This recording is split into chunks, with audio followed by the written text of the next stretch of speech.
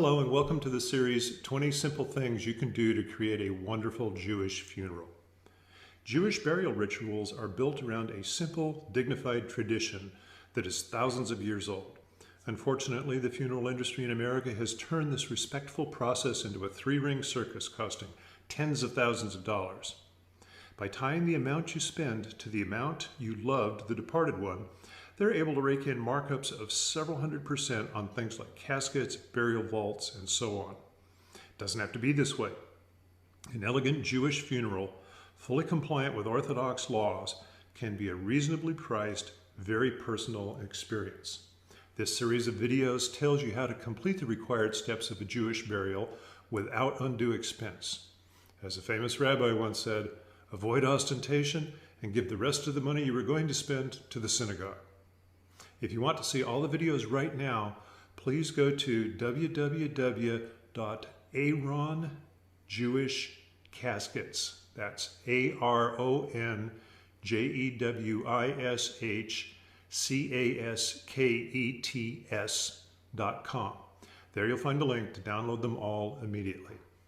Jewish funerals. Here are some key things you need to know about Jewish burials. First, Jewish law requires that a burial take place within 24 hours after the death occurs whenever possible. Where the funeral service would otherwise have to be held late on a Friday, it is permissible to postpone it until Sunday, because funerals are prohibited on the Sabbath. Next, cremation is not allowed under Jewish law. Next, an ordained rabbi usually conducts the services. However, any informed Jew is permitted to do the service. Next, caskets should be made entirely of wood with no metal of any kind for handles, fasteners, or bracing. Metal in caskets would retard the natural processes, and this would not be in keeping with Jewish law. Liners are required to protect the surface of the cemetery. The liner must have holes in the bottom and the earth placed in the bottom of the liner as an alternative method to comply with the law. Jewish traditions call for having the body buried in a simple white garment called a shroud. Reform rabbis allow the deceased to be buried in his or her own clothes. Flowers are not appropriate at a Jewish burial. They can be placed at the gravesite afterwards, however. Traditionally, the funeral procession would wind past the synagogue where the deceased had been active, but because of present-day traffic patterns, this custom is often not followed. Tradition has it that no children of the deceased can be pallbearers, and nowadays members of the immediate family do not act as pallbearers. Traditionally, Judaism required pallbearers to be Jewish, friends, and family. Traditionally, there are no visits to the cemetery for the first 30 days following the burial.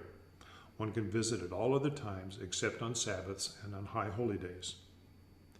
Funerals cannot be held on the Sabbath, Rosh Hashanah, Yom Kippur, or on the first and last days of festivals. The Kaddish prayer is said at services for a full year. The Kaddish is not a prayer for the dead, but it is an affirmation of faith in the divine.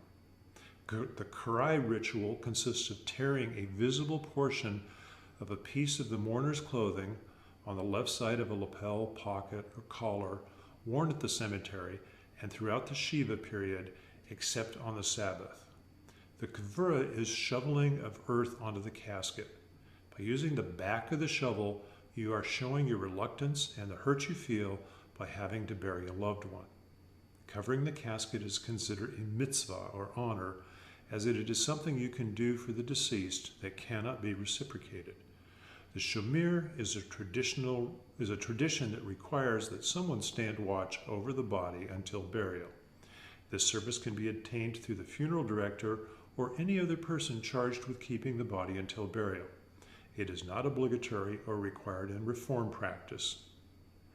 The shaloshim, or mourning period, ends on the morning of the 30th day after the funeral.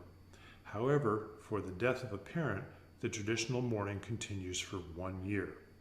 The tahara is the ritual cleansing of the body that is required by Jewish law. The zakada is commonly translated as charity or the tithe. But this is misleading. Charity implies that your heart motivates you to go beyond the call of duty. Tzedakah, however, literally means righteousness, doing the right thing. In a Jewish burial, This is most commonly achieved by contributing to the synagogue or to the favored charity of the deceased. We hope this video tip helped you in your efforts to plan a simple Jewish burial for yourself or for your loved one. Of course, no matter what you do, whether it's burial or cremation, you'll need a simple wooden casket like the one we offer.